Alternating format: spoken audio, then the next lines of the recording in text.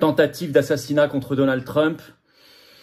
Ça s'est passé, alors l'événement, lors d'un meeting, ce 13 juillet, en Pennsylvanie, à Butler, en plein air. Alors d'un coup, ça faisait 7 minutes qu'il parlait, 8 tirs.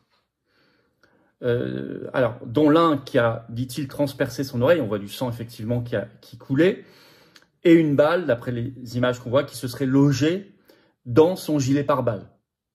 Heureusement qu'il avait ce gilet pare-balles manifestement. Alors il y a eu quand même un spectateur tué d'une balle dans la tête directement, 2 autres blessés. Le tireur a été immédiatement abattu. Trump a réagi avec beaucoup de courage. Je ne sais pas si vous avez vu ces images, mais tout de suite, dès qu'ils ont su que le tireur était abattu, donc sa sécurité était là bien sûr, il s'était mis derrière le pupitre, ils se sont relevés, il s'est relevé, il a brandi le poing levé et il a crié « Fight !» Combattez. Et il est parti même sous les applaudissements, les acclamations. Et on l'a vu ensuite, quelques heures plus tard, descendre les marches d'un escalier de descente d'avion. Et il était en bonne forme. Alors l'auteur aurait été identifié selon un communiqué du FBI déjà ce 14 juillet. Il s'agit d'un homme de 20 ans, Thomas Matthew Crooks, qui vient de Pennsylvanie. Nous en saurons plus bientôt sur son profil. Mais d'après des éléments qui ont déjà été trouvés par des journalistes, il serait de la mouvance Antifa. On va y revenir, c'est pas anodin, dans les théories. Condamnation officielle du monde entier avec pas mal de doses d'hypocrisie, comme toujours dans ce cas-là. Biden a appelé Trump, tous les anciens présidents américains ont condamné, l'ONU, Macron, Scholz, Ursula von der Leyen, la Russie, des personnalités comme le PDG d'Apple, des sportifs de haut niveau, etc. Enfin tout le monde. Avec une bonne dose encore de faux cuterie, comme on dit, et vous imaginez bien. Mais bon. Alors, défaillance et bizarrerie. D'abord, s'il y a ce témoignage qui a été filmé par la BBC, je l'ai partagé sur mes réseaux, d'un militant qui assistait au meeting et qui déclare, donc il parle, on a la vidéo, on a son témoignage, juste après le drame, qu'ils avaient vu tout un groupe, un homme qui était allongé sur un toit. Je le cite, ce militant, il rampait sur le toit, à 15 mètres de nous. Il avait un fusil. Nous le montrions, nous le pointions du doigt, dit-il. On l'a pointé du doigt pendant 2 à 3 minutes pour avertir la police. La police a été prévenue. La police est passée à côté sans rien faire, je cite. Donc ça, c'est déjà... on est quand même à 4 mois de l'élection présidentielle américaine. On a un ancien président. C'est hallucinant. Alors, le FBI a parlé juste après, assez étonné même de négligence, je cite, alors je vais vous citer un extrait d'article du Monde qui évoque cette conférence de presse. Les environs du périmètre ont-ils été négligés? Lors d'une conférence de presse des enquêteurs à laquelle le secret de service ne participait pas, de nombreuses questions concernaient ce sujet. L'agent du FBI en charge de l'enquête, Kevin Rojek, a résumé « Il va y avoir une longue enquête, c'est surprenant. Le secret de service devra répondre à cette question. » Mike Johnson, qui dirige la Chambre des représentants au Congrès américain, a d'ores et déjà promis une commission d'enquête sur cette affaire avec l'audition des principaux responsables de l'appareil sécuritaire, donc qui ne traîne pas. Alors les explications. Bon, qu'il y a un déchaînement de haine contre Trump, oui, vu l'hystérie politico-médiatique contre Trump, qui est présentée en permanence comme pire que les nazis, etc. Je dis ça parce que ces mots ont été utilisés, hein, qui est diabolisé. Oui, ils ont attisé la haine. C'est une explication. On va voir que, à mon avis, c'est pas la seule explication du tout, mais c'est important quand même à connaître. Je rappelle une dépêche AFP toute récente, là, du 1er juin dernier. Le titre « Donald Trump menace la démocratie, met en doute notre système judiciaire, accuse Joe Biden. Il faut l'arrêter », ajoute Biden. Mais dans quel sens quelqu'un peut entendre ce mot « l'arrêter » ? Dans quel sens ? Déjà en septembre 2023, Biden disait « Il menace l'essence même de notre nation ». Mais même après son attentat, là, ce 14 juillet, vous avez une présentatrice de la chaîne américaine très bien pensante CBS qui s'appelle Margaret Brennan, qui critique, elle trouve rien mieux que de critiquer Trump, la victime. Je vais vous citer ce qu'elle a dit, pour vous montrer le niveau quand même de haine.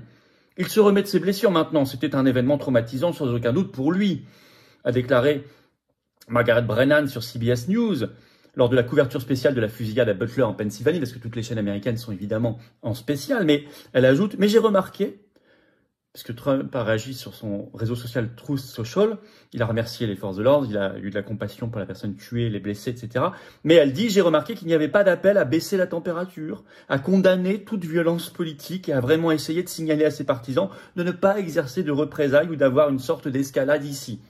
Donc c'est hallucinant, la seule chose à laquelle elle pense, c'est condamner Trump.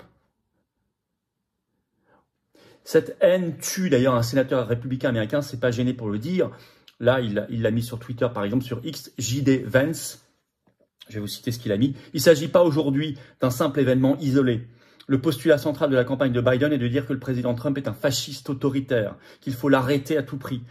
Cette rhétorique a directement conduit à la tentative d'assassinat du président Trump, a accusé ce sénateur de l'Ohio sur X. Oui, mais on peut aller même au-delà de ça. Est-ce une action interne? Une action des services, comme on dit? Il y en a un qui avait annoncé la chose. C'est Tucker Carlson, l'animateur vedette. On va reprendre cet article qui est toujours en ligne. NBC News, 1er septembre 2023. Ils avaient attaqué Tucker Carlson pour le dire. Le titre, Tucker Carlson attise les conspirationnistes en affirmant que les États-Unis accéléreraient vers l'assassinat de Donald Trump. Effectivement, ce que venait de dire en interview Tucker Carlson, en disant « Nous nous dirigeons vers l'assassinat, évidemment ». C'était il y a moins d'1 an. Il y a 10 mois. Et à l'époque, c'est Tucker Carlson qui a été attaqué par le système. Vous y ajoutez toutes ces négligences et bizarreries dont j'ai parlé, et on en découvrira probablement d'autres. Et moi, je vous donne que les choses qui sont très sourcées. Il y en a déjà d'autres qui circulent, mais moi, vous savez le principe de cette chaîne. Hein. Il faut des sources fiables à 100%. Donc, on y reviendra, mais il y en a déjà beaucoup qu'on a pointé.